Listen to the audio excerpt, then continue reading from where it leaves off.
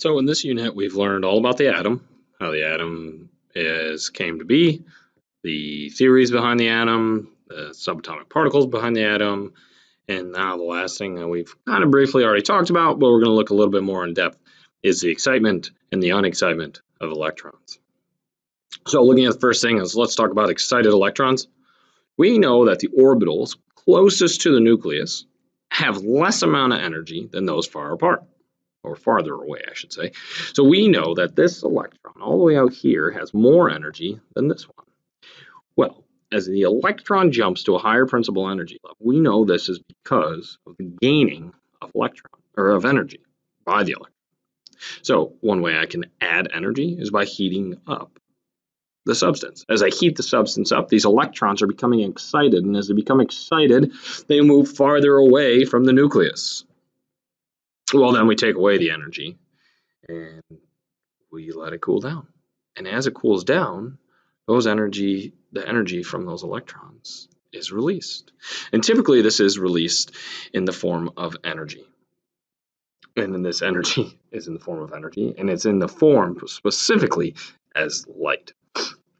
This happens so fast you don't see the rising and the falling of the electrons because we see it as it's taking place, or as we perceive it to be taking place. So let's look at this a little bit more specific. The electromagnetic spectrum. Probably remember this from previous science classes. The electromagnetic spectrum, we have this right here we call visible light. And you can see that each one of these sources is pertained to an amount of energy, and the more energy the thing has, the quicker this wave moves. That's how we perceive color. We're going to talk a little bit more about color in a little bit. You can see that we use radio, we use our cell phones, all sorts of stuff like that. And then we get all the way down to our X-rays, and then even radioactive sources of energy. And they have a lot of energy. And if they have a lot of energy, they have a very, very short wavelength. So one of the things that we're going to look at is, depending on what orbital the electron jumped to and fell from, there will be different amount of photons, which is in our case essentially energy, of different energy emitted. We can see these as colors. So you can see right here, if I have an electron that goes from orbital 3 to 2, this is how long my wavelength is, and this is the color. And you can see at violet, I have 434 nanometers, and that's the color violet. So the farther the jump, the more energy released, the shorter the wavelength. So what does that mean? Longer wavelengths, like red, have less energy. Shorter wavelengths, like violet or even ultraviolet, have more energy. So you can see that these colors, just like you would perceive in somebody's clothing, actually is energy being released by the chemical composition of the clothes, given to your eyeball in a wavelength to what you see. Well, what about idea number 2? Well, idea number 2 says when electrons move up energy levels, this requires energy. It requires energy to move from the inside to the outside. This is now becoming excited. When electrons move back down, they emit that energy, and we see that as wavelengths. Different transitions result in different energies, which result in different colors.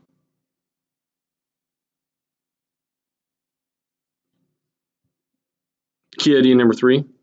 Each atom actually emits a specific number of and pattern of colors or bands based on its electron configuration. We know this as bright line spectrum. That I know that if I have a particular element, that element's bright line spectrum is going to be the exact same pattern of bands or colors every single time. And by doing so, we can use this to identify. Look at mercury, hydrogen, sodium, oxygen, helium, argon, neon, lithium, all have different bands of these colors. And by having different bands, we can identify them as if they were in a mixture. In order to be hydrogen or mercury or sodium, all bands must be present inside of a mixture to prove that that is indeed there.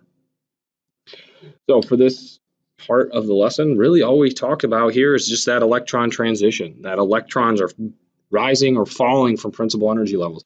They're either moving up or moving down principal energy level. And as they move up, they absorb, and as they move back down, they release, and they release that energy in what we call photons, but we can just call it energy.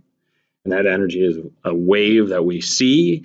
And how do we see that? Well, we see it through our eyes and the ability to see that wavelength, which has gone through a chemical process, which allows us to perceive it as a color.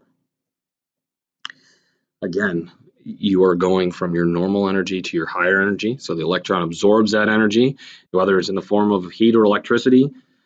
The electrons then jump to the higher principal energy level or an excited state. And then the electrons fall back down to the ground state. And when the electron does fall back down, it emits that energy, and we see it as light. We can do this in a couple different ways. We do this in a flame test, which we're going to be doing a lab on. You can actually catch salts, or actually in this case metals, on fire, and as you catch these metals on fire, they produce a specific color. And that specific color that you see in that flame test is actually those electrons becoming unexcited, and you're seeing that light past your eye. Another thing that we're going to talk about is the bright line spectrum. We're going to do another lab with this. We're going to run electricity through gases. And as we excite them using electricity, you're going to see these bands appear. And as we break them up with a prism, you're going to see specific colors. These specific colors are made by specific gases, specific elements. And we use these, again, to identify even sometimes mixtures. Remember, red light has the least amount of energy. Violet light has the greatest amount of energy. Easy way to remember this: red is dead because it doesn't have much energy. Violet is violent because it has a lot of energy. Wave mechanics model we already talked about. Again, we're just going to kind of reiterate this as electrons are organized in what we call orbitals. These are what they look like in real life. For us, we just need to think about the planetary model. And just another little note is the Heisenberg's uncertainty principle. Can't know both the direction and the location of the electrons because measuring one changes the other. When you use a microscope, you actually use energy. Energy changes the location of the electron. The electron, now you don't know where it's going. Kind of reiterate, protons, neutrons, electrons. Please remember protons found in the nucleus, positive charge, mass 1 AMU. Number of protons is the atomic number. The number of protons equals the number of electrons in a neutral atom, or an atom, because there's no such thing as an unneutral atom. And the number of protons equals the nuclear charge. Neutrons found in the nucleus, they have a zero charge, therefore they are neutral, and they have a mass of 1 AMU. And last but not least, our friends electrons, which are going to be very important as the school year goes on, found in the orbitals, also known as electron clouds if you're using the wave mechanics model. They surround the nucleus. They have a negative charge. They are very, very, very small, so we don't count them per se as in a mass calculation. And remember, the number of electrons equals the number of protons in a neutral atom. Again, just to leave you off with some bright line spectrums and what we know as neon lights, which now we know are not all neon, because if they were, they'd be comprised of just these bands, where you can see there are many more colors than that. So that's the unit. This unit we focused on the atom, what makes up an atom, the subatomic particles of an atom, the terminology of an ion versus an isotope versus an ion, what do those two terms mean, and what happens to the electrons as an atom becomes excited.